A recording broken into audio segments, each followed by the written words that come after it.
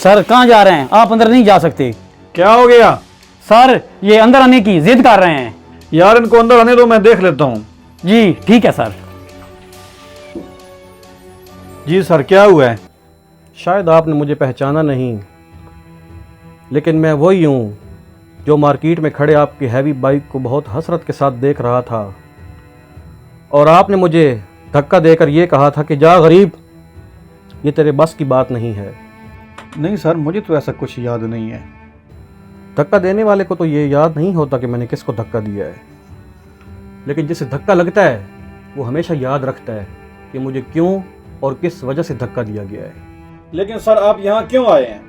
और आज मैंने मेहनत करके खुद को उस मकाम पर पहुंचाया है कि मैं आपसे वो बाइक ले सकूं जिसने मुझे मेरी गुर्बत का एहसास दिलाया है। आज मैं आपसे वो बाइक लेने आया हूं। लेकिन सर वो बाइक तो बहुत महंगी है, 2.5 की।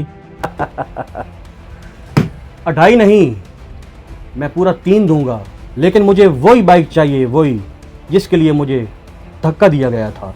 सर 3 की तो मैं आपको बाइक दे दूंगा, आप मुझे पैसे दे दें, बाइक ले लें।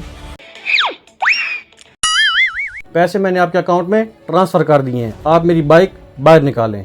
ओके ओके सर, ये ले आपकी बाइक।